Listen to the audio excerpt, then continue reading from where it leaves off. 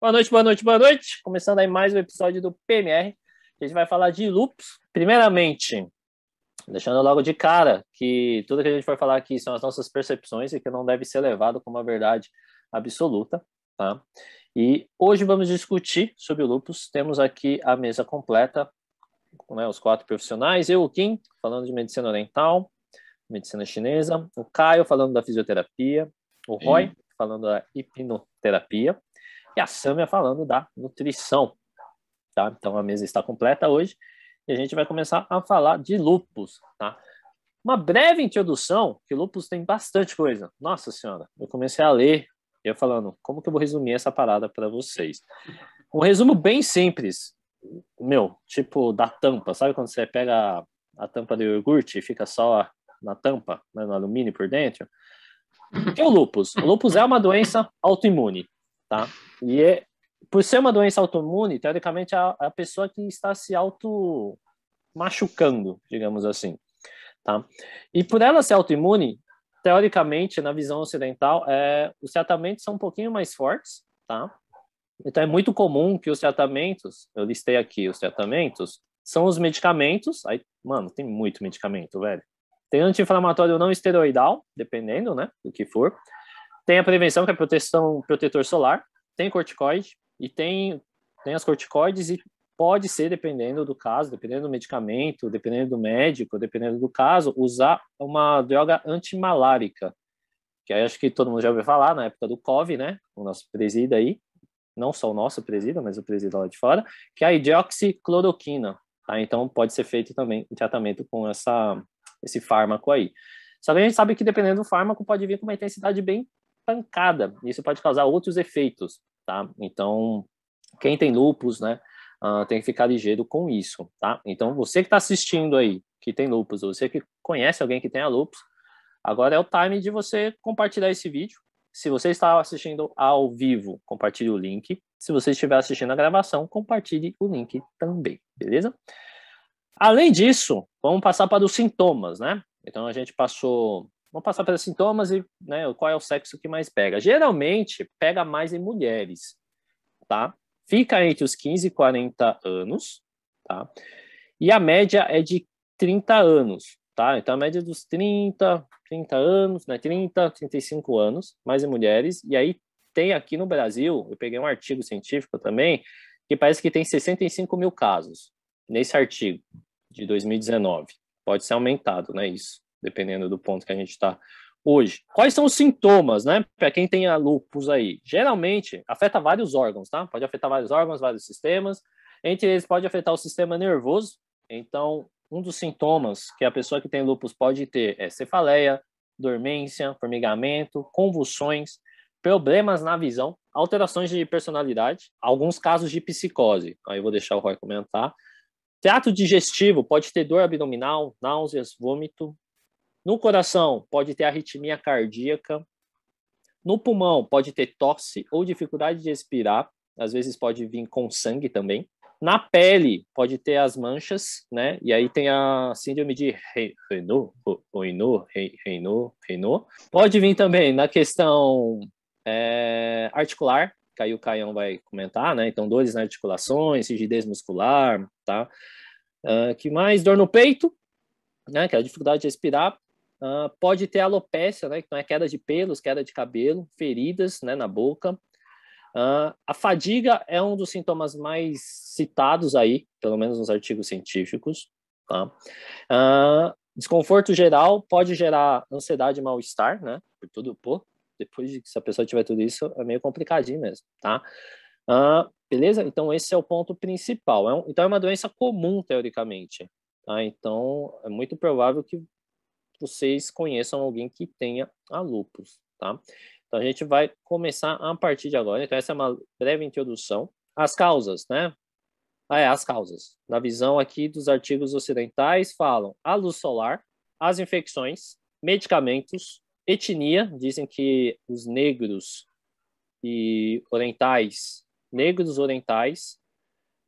podem ter mais predisposição.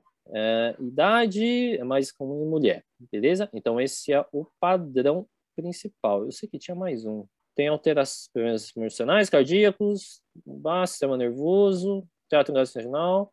Pode vir pela gravidez, né?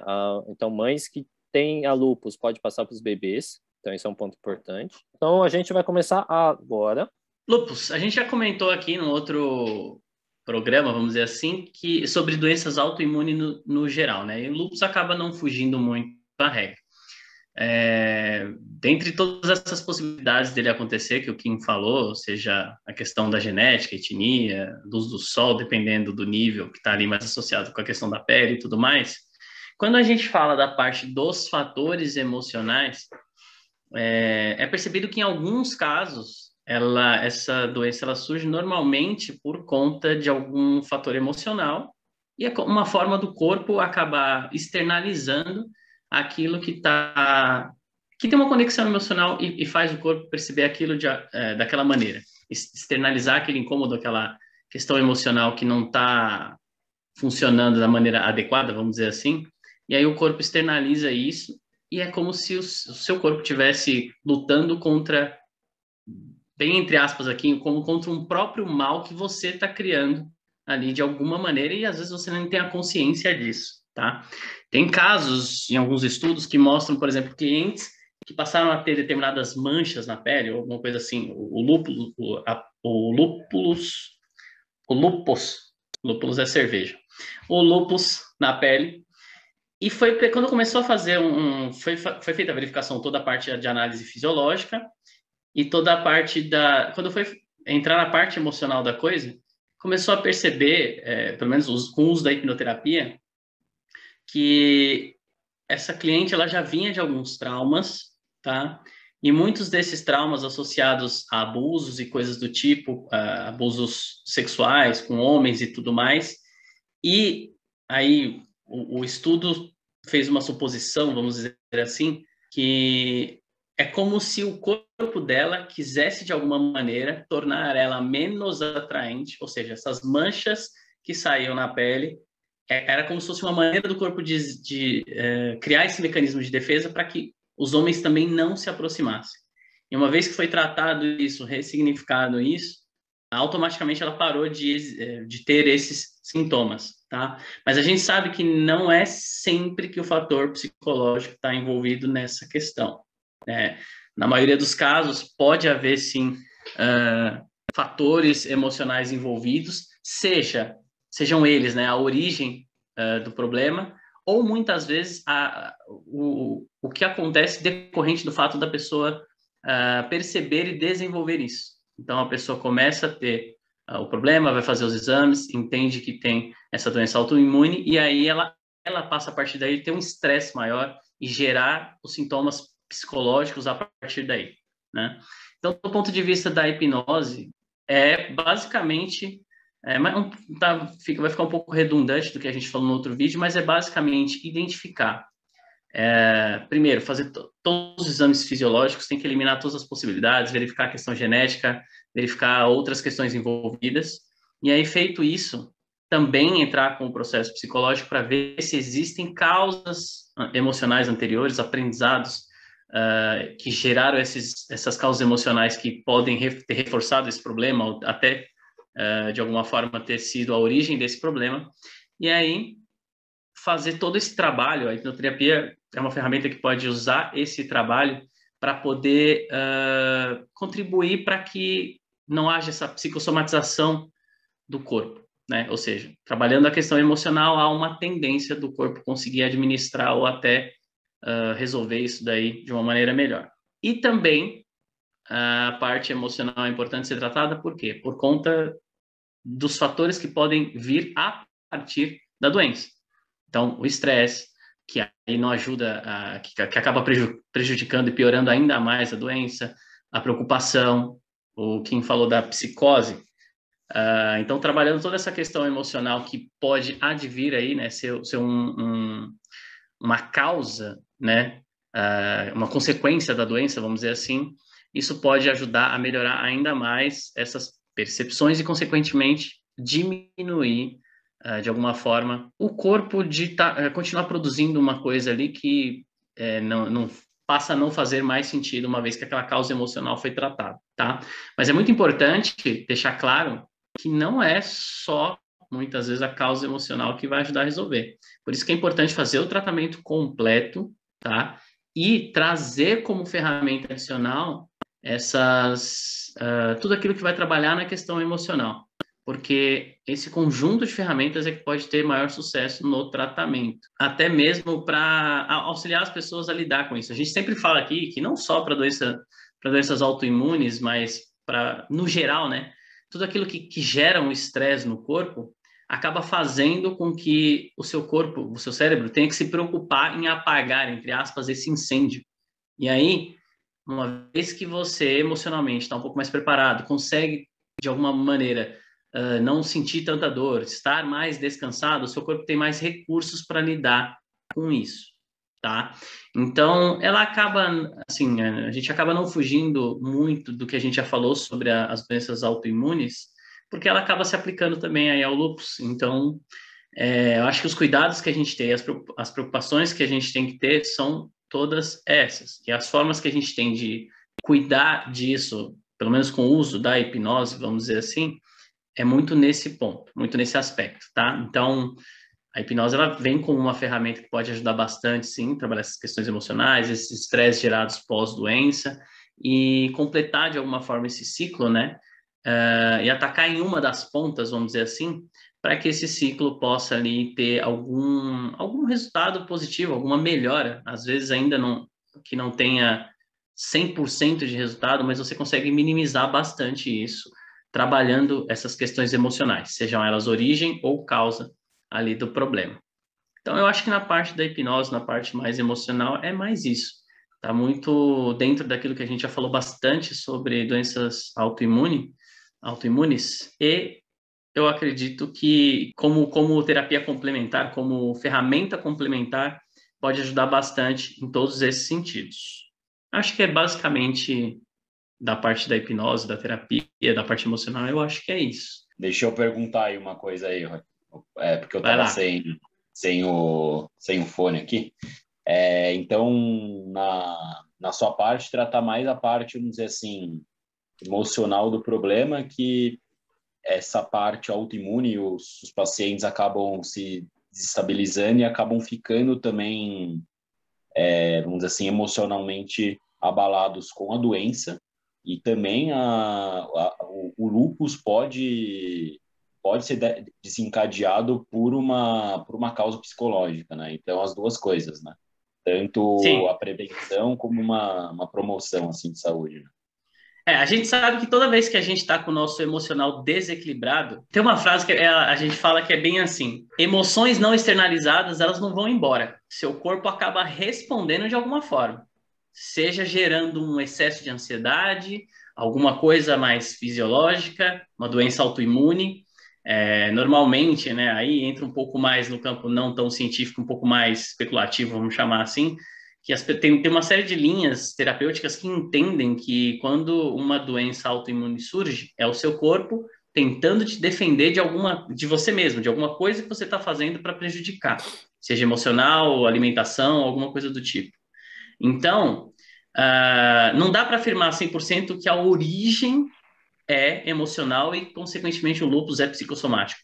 Pode ser, tá? Existem casos onde foram verificadas toda a parte fisiológica, o tratamento fisiológico é sempre feito, independente da origem, mas que quando tratadas certas questões emocionais que a pessoa tinha ali, a doença tende a diminuir ou até a melhorar, tá? Dá para afirmar 100% que foi só trabalhar a questão emocional que resolveu? Não, porque foi feito todo um trabalho em conjunto.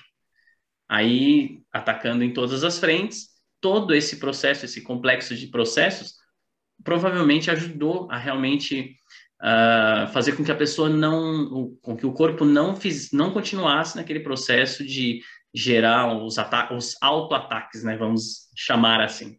Então, isso é um ponto, e é um ponto sempre a ser verificado, na minha opinião, quando a gente fala de doença imune. Vamos voltar um pouquinho lá atrás. Vamos ver o que possivelmente, emocionalmente, se tem alguma coisa relacionada. E se tem, vamos tratar e ver o que acontece, tá? E aí, sim, às vezes a pessoa está lá aparentemente tranquila, não tem nenhuma questão emocional, mas surgiu da mesma forma, porque pode vir de várias outras, como o Kim falou, de vários outros processos, questão genética, questão, enfim. E aí surgiu isso. Há uma tendência grande, porque a pessoa que sofre com qualquer enfermidade acaba gerando um estresse no corpo. E esse estresse, aí vem da dor, vem da preocupação, vem do e agora, o que eu faço, como é que vai ser? Todo esse processo de busca de cura, né, fisiológica vai gerar um estresse, sim. E aí, quando a gente consegue usar a hipnose para trabalhar esse estresse, ou seja, diminuir esse estresse, diminuir a dor, você prepara de alguma forma o seu corpo para poder combater, ter mais força de combate, vamos dizer assim. Seu corpo acaba ganhando mais energia para focar naquilo que precisa, e não em ficar apagando o incêndio do estresse. Então, trabalhar a questão emocional, independente da doença ser a causa, a origem, né? Independente do fator emocional ser a origem ou a causa, trabalhar o fator emocional sempre nesses processos, eu julgo ser aí bem importante, porque pode ajudar de um jeito ou de outro. Então, basicamente, isso mesmo. E Diga. também, como tem a questão da pele, também tem a questão da autoestima, né? Geralmente mulherada que tem a Sim. mancha, lúpus, etc. Né? Então, acho que a hipnose pode vir, brutalmente ajudar aí na questão da Uhum. autoestima. Minha Autoestima, percepção, né? autoconfiança. É. E aí, claro, nem precisa dizer que cada caso vai ser um caso. Por isso que é importante fazer a avaliação para entender ali o que realmente emocionalmente está acontecendo com aquela pessoa, não só naquele momento em que surge, né, a doença autoimune, mas o que tem antes, o que aconteceu antes, como é que foi a vida dessa pessoa, o que ela passou, porque às vezes também a gente, isso no geral, tá? A questão emocional, a gente só tem uma tendência de perceber, assim como assim, o problema a gente normalmente tende a perceber, seja ele emocional ou fisiológico, quando o negócio já está passou Falando. do limite, né? O copo encheu, transbordou, é aí que a gente se liga. Nossa, tá doendo muito. Aí vai fazer o exame, o negócio já passou, né? Então, às vezes a gente acha que a causa é emocional e aconteceu por causa de um determinado, sei lá, sofri um trauma aqui e depois desse trauma começou. Pode ser, mas às vezes a coisa já vinha tendo vários acontecimentos anteriores já vieram acontecendo e já vieram, vamos dizer assim, minando o seu corpo, né? Ou seja, já deixando ele naquela baixa. E aí quando deu esse fator mais forte, é como se transbordasse o copo. E aí foi onde tudo desencadeou sem uma recuperação. Aí você vai ter que trabalhar tudo isso de acordo com cada cliente, paciente, aí, de acordo com cada necessidade. Então, a avaliação é muito importante. E, de novo, não tem muita gente que eu vejo falar assim, não, venha isso para várias coisas. Ah, uma sessão de hipnose aqui, você já vai resolver o problema. Cara, não é tão simples, não é só isso. Tem alimentação, tem a parte física, tem o emocional, é tudo junto, né? Vamos analisar tudo para poder trazer tudo que tiver de ferramenta para melhorar. Mas a Show. autoestima é uma coisa que pega, assim. Então, vamos começar assim. No começo da live, o André citou algumas manifestações clínicas, né, que a lúpus pode manifestar, né? Então, uma delas foi essas dores articulares que ele falou, que vamos dizer assim, que é uma das principais causas, uma das principais manifestações que a fisioterapia vai tratar, né? Então, ela vai agredir como se fosse uma artrite, né? Uma artrite reumatoide, a lúpus, então vai agredir a articulação. Então, a fisioterapia tem que tratar diretamente isso, tem que tratar a inflamação lá no local, com condutas anti-inflamatórias, daí tem lá o laser, tem o ultrassom lá que a gente pode usar, né? Que são aparelhos da fisioterapia. Colocar, às vezes, gelo se estiver muito inflamado, né? Na medicina ocidental, mas dependendo do quadro da artrite, né? Às vezes o gelo não vai ser bem-vindo, então tem que pôr também o calor ali naquele local. E alguns exercícios também diretamente de fortalecimento para tirar um pouco da sobrecarga lá da articulação, né? Mas exercícios sempre controlados para não agudizar o caso, não agudizar aquela região inflamada. E a lúpus ainda tem que tomar muito mais cuidado por questões da fadiga, né? Se esse paciente está numa crise muito, muito aguda, uma crise da lúpus, né? Porque vai ter crises às vezes, vai ter a lúpus e às vezes vai ter crises muito agudas em articulações, em fadigas. Às vezes ele vai estar bem, às vezes vai estar mal. Então tem que tomar muito cuidado com a intensidade de exercício. Porque se colocar uma intensidade muito alta, ele pode fadigar muito rápido e acabar, além de comprometer as articulações, pode comprometer outras coisas. Ele fica mais fraco, ele vai fadigar mais rápido.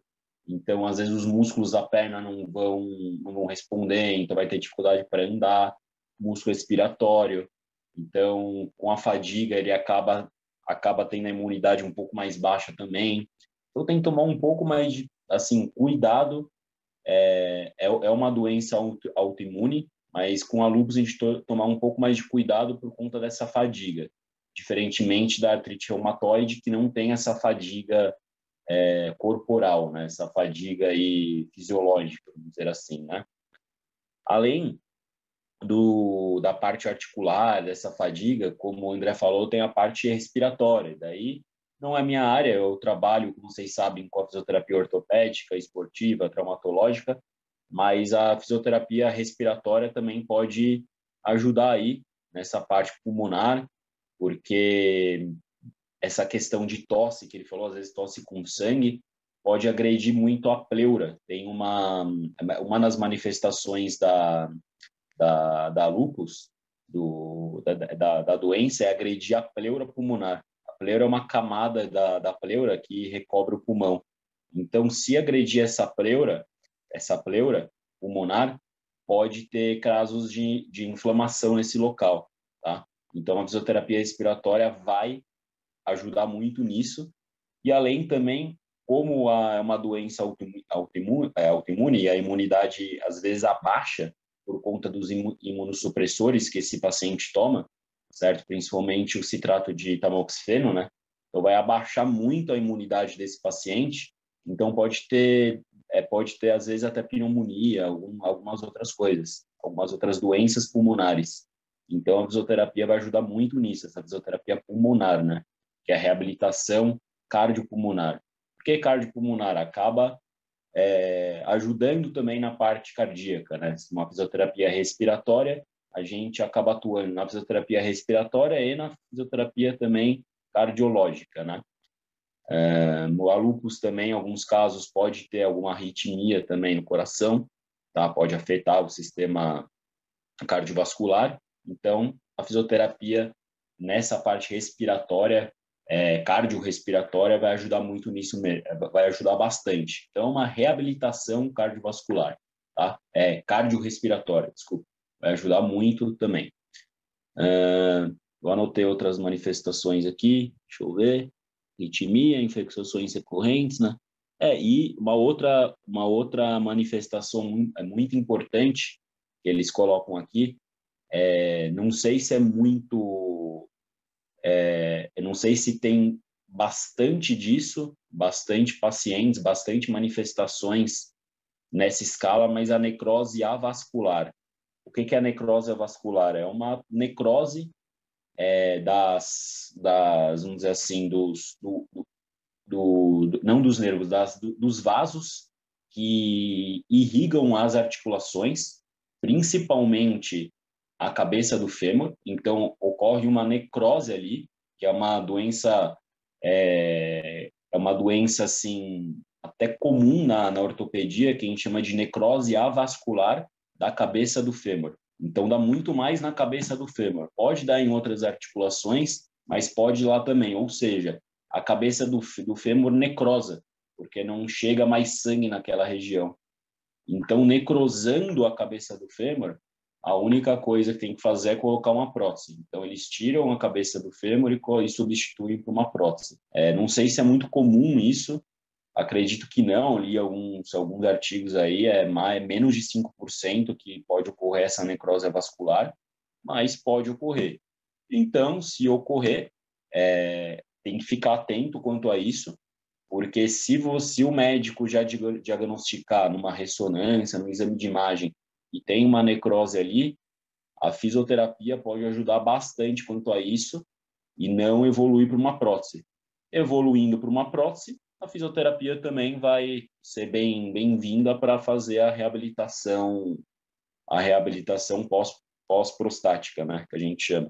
Então, é mais isso. Então, ao meu ver, aí, a fisioterapia em pacientes de lúpus muito mais vai atuar nessa parte articular, como eu falei anteriormente, e na parte aí também cardiorrespiratória, que tem bastante casos de pacientes que têm problemas na parte cardiorrespiratória, né? Então, é mais articular e na cardiorrespiratória, e tomar cuidado com a intensidade de exercícios para o paciente não ter muita fadiga, né?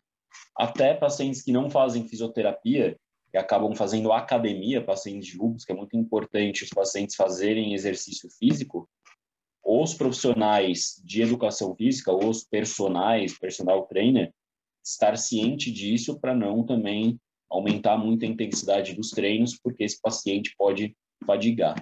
Então, da minha área, é mais isso mesmo. Não sei se deu para compreender, não sei se deu para ficar bem explicado o que a fisioterapia pode atuar nesses pacientes. Ou seja, pessoal de lúpus, se não tratar, tomou na cabeça, né? Só tem coisa ruim, pelo amor de Deus. Beleza. Exato. Não só o lúpus, né? Quase todas que a gente falou. A gente tem que considerar que o lúpus é uma doença inflamatória crônica. Então, tem que ser tratada exatamente dessa maneira, né? Se é uma doença inflamatória, a gente tem que fazer o máximo possível para desinflamar o paciente. Parece tão simples, né? É bem difícil explicar isso para o paciente, porque explicar a inflamação, eu acho que fica muito, sei lá, metafórico. É complicado explicar isso para o paciente. Mas, assim, usando como exemplo, é como se a gente fosse um vulcão. E aí, se o vulcão entra em erupção, a gente tem um problema. Se o vulcão tá lá quietinho, tipo o Campos do Jordão, tá tudo bem. Então é isso, assim, o vulcão tá lá, porque você sabe que você tem a doença, caso você tenha descoberto, né, feito o diagnóstico e tal. Então, se você sabe que você tá lá com o seu vulcãozinho, cuide dele, né, não alimente ele de maneira que ele exploda. Você tem que não alimentar, você tem que fazer de tudo para ele ficar bem de boinha e não, né, ter a explosão dele. É muito simples. É só a gente não provocar o vulcão que está dentro da gente. Então, né, tomando, claro, falando da minha parte, mas tudo que os meninos falaram, juntando tudo, são os pilares de como a gente vai tratar a doença. Né? Se você tem uma cadeira com 4 pernas e tirar uma, ela pode cair, né? Tem que levar isso muito em consideração. Então, eu acredito que uma não é mais importante que a outra. Todas são tão importantes quanto, né? Então, a gente tem que considerar que, por ser uma doença inflamatória, eu tenho que cuidar da inflamação. Foi o que o Rafa falou. Infelizmente, o paciente já vem quando já está explodido, né?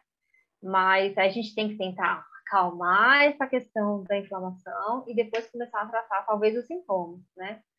O médico já chega com o medicamento, a gente tenta fazer o que a gente dá pelas bordas até o paciente entender como que é o tratamento. Não são tratamentos fáceis, na minha opinião. Ele tem que, de fato, querer ficar bom, né? Mesmo com questão de dor, com questão de fadiga, com questão de queda de cabelo, que se for ligar essa questão de queda de cabelo pelo fato de terem mais mulheres com lúpus, isso é bem preocupante, porque é uma coisa que pega demais na mulher.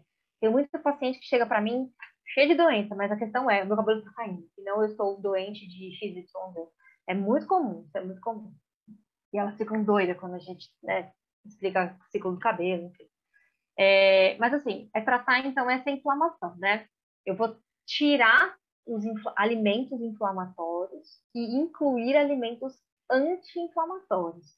Assim, esse é o segredo de como tratar uma doença inflamatória do tipo lúpus, né? Então, assim, importante, assim, o mais fácil de explicar, o que é alimento inflamatório? Açúcar. Cítricos pode ser um alimento inflamatório, um tipo de inflamatório, né? Então, por isso que tem que ser avaliado. Glúten pode ser inflamatório, leites derivados podem ser inflamatório, oleaginosos, as castanhas, que todo mundo fala, 2 castanhas para todo mundo, todo dia. Não, não é bem assim que funciona. Também pode ser um alimento inflamatório, não serve para qualquer pessoa. E o The Best, assim, é diminuir sódio industrializado. Então, aquela galera que come presunto, peito de peru, salsicha, linguiça, churrasquinho, só no final de semana, uma linguicinha, Então, isso aí pode estar destruindo a sua semana toda, né? Então, você já não tem uma alimentação boa, você vai lá e coloca coisas que são piores, que prejudicam mais, não adianta. Então, muito cuidado com a galera que usa tempero industrializado, sazon, caldo quinor, todos aqueles outros cheios de nome diferente. Isso aí é veneno, se você tiver lúpus, né? Então, é tirar os inflamatórios para depois incluir os anti-inflamatórios, né? Eu acho que é importante tirar primeiro o que está te agredindo, para depois, assim, colocar o que vai te ajudar. Senão, você não vai saber o que está te ajudando de fato. Para quem tem lúpus, uma dica, assim, interessante é introduzir o ômega 3. A gente tem ômega 3 de suplementação, a gente tem ômega 3 nos nossos alimentos, né? Então, assim, eu não posso comprar, tudo bem. A nossa linhaça tem ômega 3, se você come peixe tem ômega 3, chia tem ômega 3, o óleo da linhaça dá para comprar pronto, um pouco mais caro, mas dá tem ômega 3.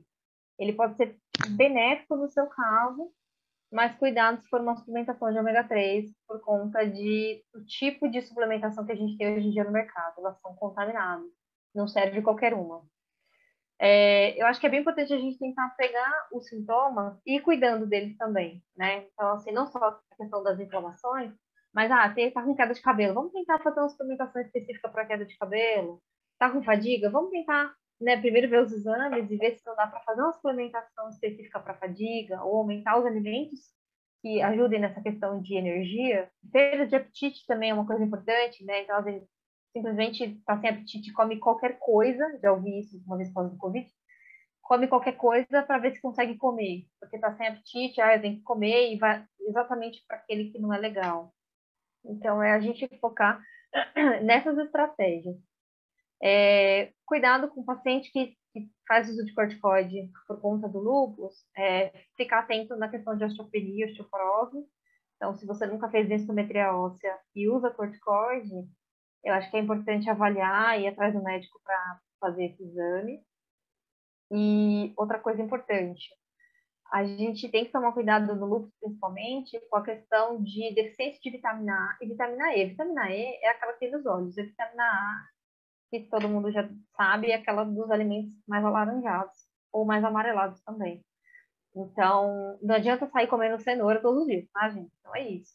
Mas, assim, avaliar via exame ou até via alimentação, você não está com deficiência dessas duas vitaminas específicas, porque elas podem agravar os sintomas, né? Então, o quanto a deficiência de vitamina, de mineral, não pode prejudicar mais, né, uma doença. Então, ela pode te ajudar se você tiver com ela ok, mas ela pode te prejudicar se você tiver com ela abaixo. É só se alimentar bem, gente. É só manter o equilíbrio. Não é difícil, né? Não é difícil. É isso, assim. Fora todas as outras coisas que os meninos falaram. E para fechar, é importante também a gente tomar muito cuidado com a questão da hidratação. Eu não gosto de tomar água. Tudo bem. Vá na Nutri e conversa com ela para criar uma estratégia de como beber água. Mas precisa tomar água quem tem lúpus, tá? Todo mundo precisa. Mas tem que focar bastante nisso, tá? E se você tiver alguma complicação de rim por conta disso, aí também tem que ser avaliado. Não adianta sair tomando água alucinadamente se você tem um problema renal por conta do lúpus, que vai dar ruim, bem ruim. Então, tudo tem que ser avaliado, né? Por isso que é importante, assim, passar com o profissional e o profissional avaliar a sua rotina, seus hábitos, seus exames, seus sintomas e o seu caso, no geral. E tentar usar as estratégias que dá a favor e não ao contrário, não prejudicando você. Eu diria que é isso. E esse negócio da água bem usado, porque assim, quando tá frio, né? O tempo tá muito seco, mas tá frio. E acaba tomando menos água. Por exemplo, eu sou um caso assim, eu tomo bastante água, mas por estar frio, então não dá tanto calor, eu não tomo tanta água, mas é ruim por quê? Porque o tempo tá muito seco. Entendeu? Então é meio que arrumar estratégias realmente para conseguir tomar água. Às vezes existe aplicativo, sei lá, mas daí arrumar algumas estratégias para poder tomar água, né? Mas no frio, você pode tomar chá. O chá é água. Não, mas sei lá, às vezes durante o trabalho, durante os atendimentos, entendeu? Daí é meio que assim, não é que não, a pessoa não gosta, é porque o tempo é frio e você acha que você não precisa tomar água porque você não sua muito, você não desidrata, entre aspas, você Acontece. não desidrata muito, entendeu? Você acha que não está desidratando, mas tá, porque não tá calor. Então, Você tem que criar estratégia, né? Todo ano tem frio. é, Então, todo ano você hum, sabe que em algum momento vai ser assim. E a pessoa já se exatamente. conhece, leva uma térmica pro trabalho com água quente e não dá para fazer um chá com erva? Pô, faz um chá de sachê, mas pelo menos você tá tomando água. É criar a sua própria estratégia, né? Para mim daria, por exemplo. Exato. É criar a sua Boa. estratégia. Fica a dica, hein, Caio? Oi? Fica a dica aí pra você, hein? Ô, chimarrão. Tomar chimarrão. Pode ser também. Um exemplo. Toma água quente, meu. Só deixa levar água quente. Assim foi Nossa. engraçado. Mas pode ser. Só essa parada da água, acho que vale deixar claro na visão oriental, né? Quando é água mesmo, tá?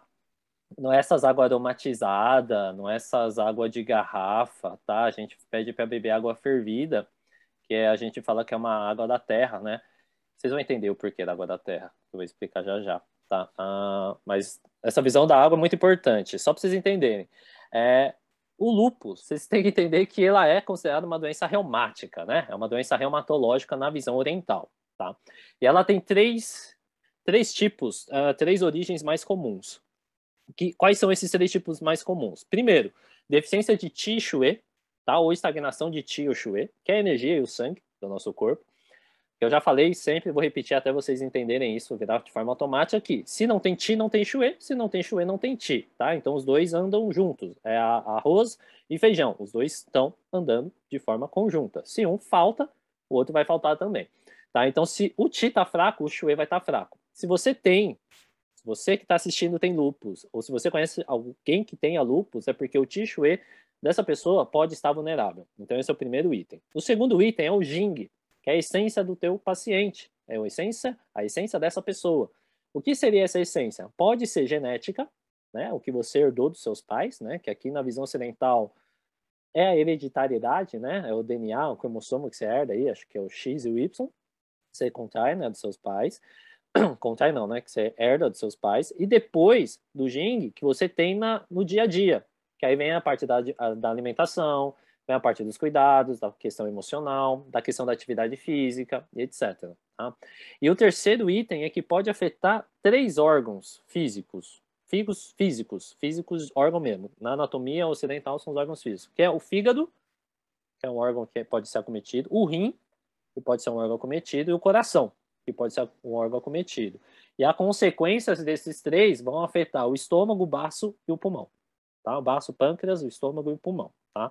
Então é meio que uma cadeia. Por isso que na visão oriental, por ser tratado de uma doença reumatológica, também bate com essa questão, é uma doença autoimune, né? Bate também com essa questão que o Roy falou da parte emocional. Então, se a pessoa vai guardando muitas coisas, no futuro pode ser que ela tenha propensão até a lúpus ou qualquer outra doença reumatológica, ou para quem já estuda medicina oriental, é a síndrome B. Tá? Então, o paciente pode estar sensível a ter uma síndrome B, uma síndrome migratória, né, que a gente fala. A síndrome B é uma síndrome migratória de dor muscular, tá? Mas isso pode, né, nos diagnósticos ocidentais, é a fibromialgia, né, que eu dei aula aí para vocês semana passada, pode ter a reumatismo, osteoartrite, osteoartrose, artrite reumatoide, artrose, tudo que é articular, que é aí que o Caio manja mais pra gente, que é a parte física, tá? Então tem isso, tá? E na visão oriental, a gente meio que resume isso para doenças reumatológicas, tá?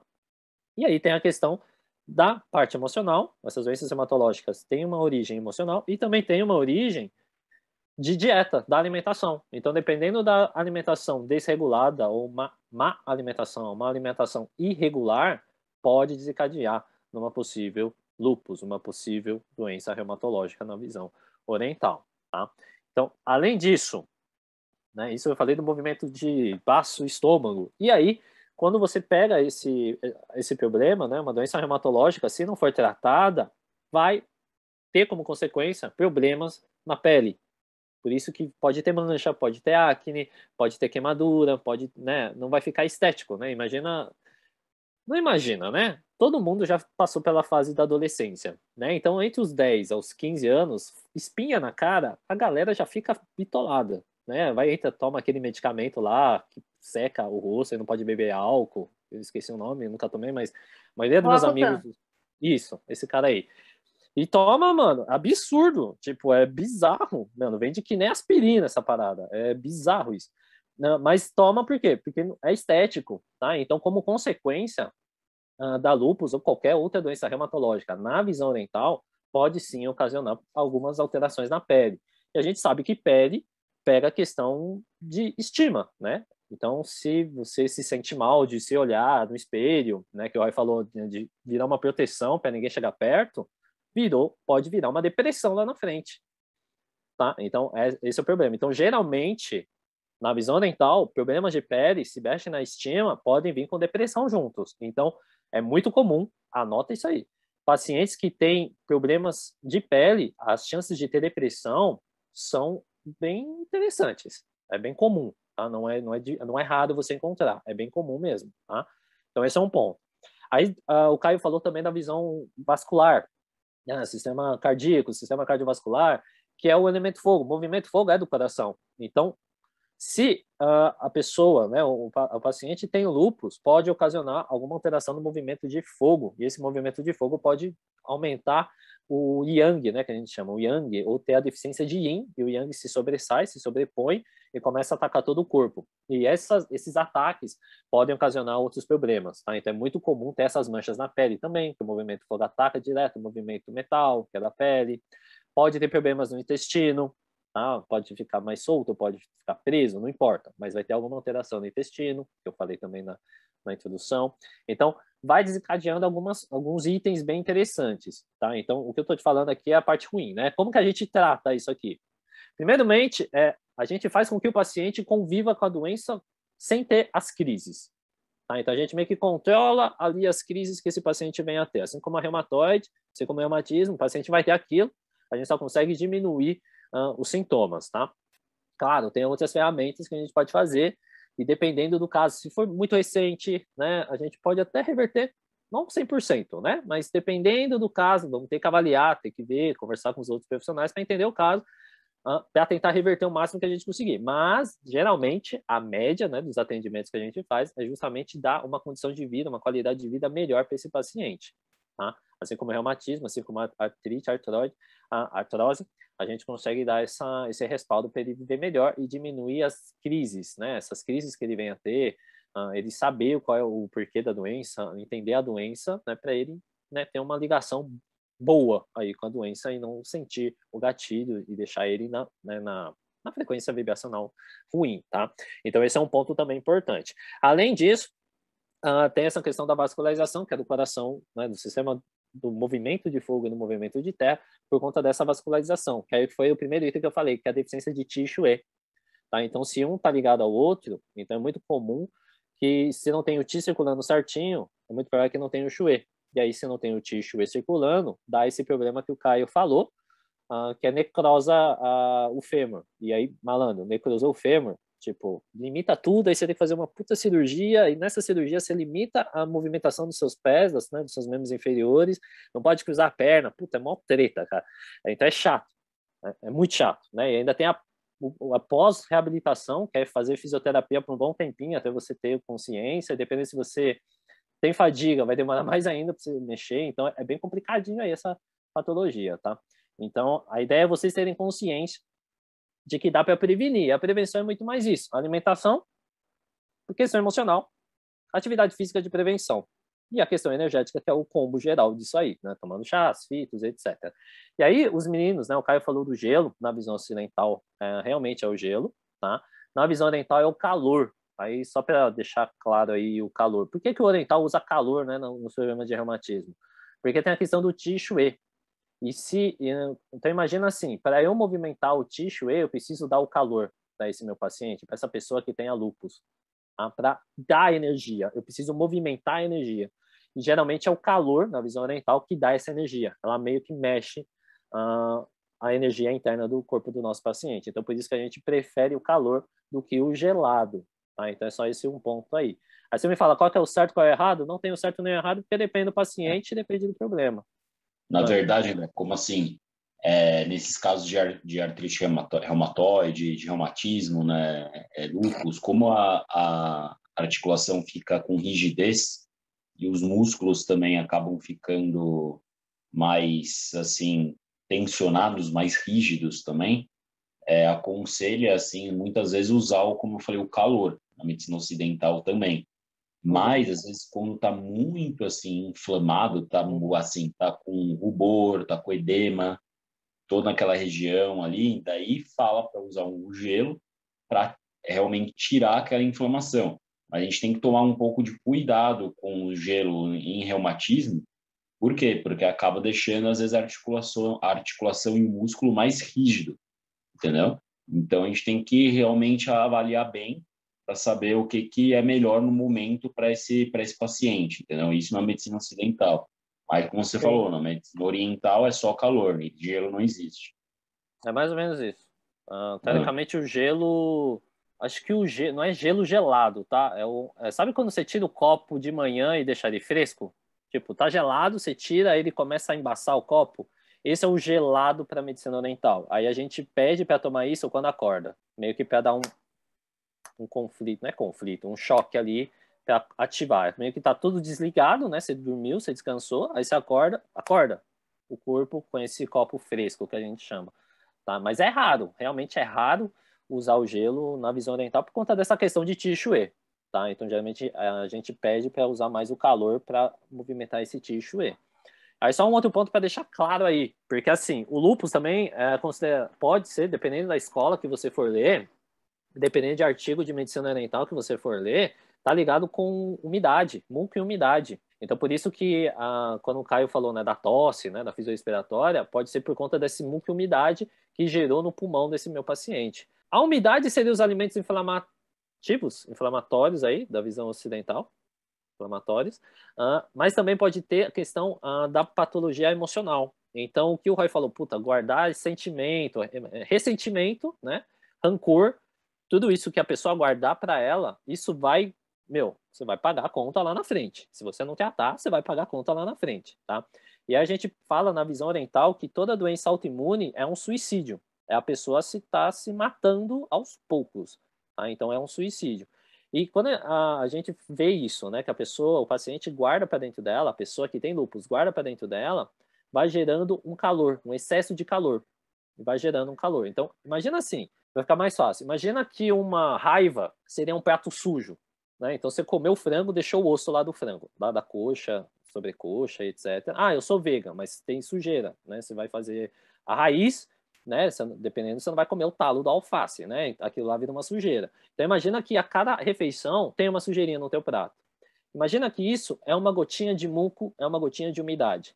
Você vai guardando, vai guardando, vai guardando. Calcula para mim em um ano, 365 dias. Teoricamente, você come todo dia, de 2 a 3 vezes por dia. 365 vezes 2 ou 3. Aí faz a conta que eu já me buguei. Imagina você guardar por um ano todo esse prato. Isso para a gente seria a umidade. Acho que vai ficar mais fácil para vocês terem um exemplo aí na cabeça.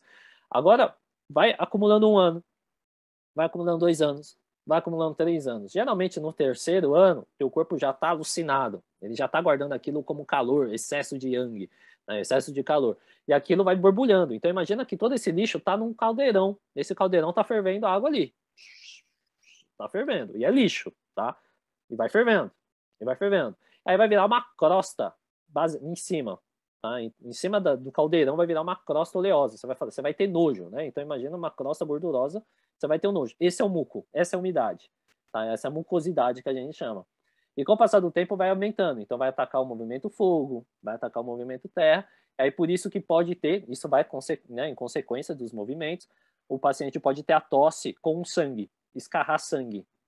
Tá? Aí a gente vai ver a cor do sangue, etc. Mas é só para vocês entenderem o ciclo. Tá? Então uma parada que você guardou e não exteriorizou vai evoluindo até chegar numa muco, né, mucosidade, né, se chama aqui, umidade, mucosidade, e essa mucosidade vai trazer esses problemas reumatológicos, né, vai exteriorizar, o corpo vai chegar uma hora que ele vai exteriorizar, ele vai ficar puto com você e vai falar assim, chega, pá, ele vai atacar em você, é mais ou menos pegar todo o lixo do mar e atacar em quem jogou no lixo, né, que nem aquelas propagandas que tem, é isso que o corpo vai fazer, e quando vier, mano, vai vir com uma porrada, tipo, vai te destruir, né, vai destruir a pessoa que tem esse problema, e a lúpus é um deles. Então, estoura tudo, vem na pele, vem com dor, vem com tudo, você não tem noção. E aí vem, e aí a gente tem que começar a tratar. Só que geralmente vem o que os meninos falaram. As pessoas só vêm procurar depois que já está aqui. Quer dizer, já está tudo azedado. Não sabe nem por onde começar. Tem outras palavras aí para ficar mais claro. Mas vem tudo azedado, vem tudo cagado. Puta, o paciente está azedado, está na roça, a gente tem que resolver. Então, essa é a sacada. Então, geralmente, a prevenção funciona melhor, porque quando vem assim azedado, demora mais tempo para tratar. Agora, como a gente vem, começa a prevenir, dieta, exercício, padrão emocional, meditação, mentalização, fica muito mais fácil de conduzir esse paciente, tá? Então, na visão oriental, é muito mais essa questão, tá? Então, sim, por conta, pega, né? Aí, fechando geral, pega o movimento água, então por isso que os meninos falaram da água, sim, é muito importante, água é tudo no nosso corpo, né, no corpo do nosso paciente.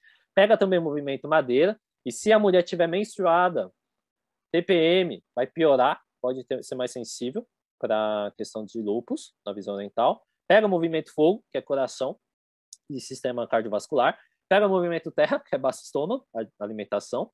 E pega a respiração, que é o movimento metal, pulmão, intestino grosso, tá? Então, é uma cadeia sinistra, tá? Então, se você não tratar, vai piorar, tá? Então, anota aí que vai piorar. Tipo, é uma evolução. É tipo um Pokémon, só que um Pokémon anormal. Tipo, é um Pokémon que vai destruir a parada toda. Tá? Então, na visão oriental, ele meio que reúne isso mesmo. Já vi matéria de Neuro falando da importância da água. A água é importante para tudo, né? Teoricamente. Mas tem limite. Todo excesso faz mal, né? Exatamente. Depende de cada caso, né?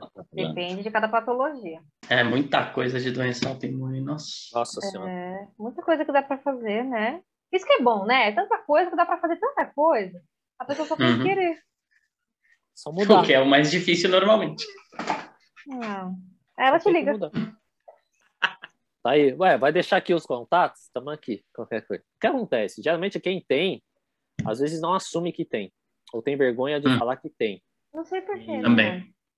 Isso que é o problema. Então, a ideia daqui é justamente mostrar que é normal. A patologia é normal. A gente já atendeu pessoas assim. A gente atende pessoas assim. A Sami, mais do que a maioria de nós aqui. Então, é bem comum. E dá pra gente tratar, tá? Então, só fica ruim, na verdade, quem quer, né? Quem realmente tá aí... Não é gostoso ficar com dor, né? Não é gostoso ficar com desconforto incômodo. Ou quem não sabe que tem tratamento, né? Assim, nesse caso. Sim. Tanto tratamento interdisciplinar. É importante. E também tem, né, o quesito. A informação, ela não é levada a sério aqui, né? Meio que a informação, ela para. Ela é levada, mas chega um momento que para. Né? Então... No momento da ação, né?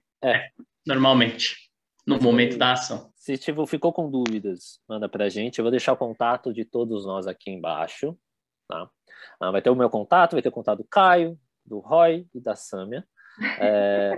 Aí a gente conversa aí, pode mandar inbox pra gente. Tem os e-mails, os sites. Tem um contato da gente, pode debulhar de perguntas. Tá?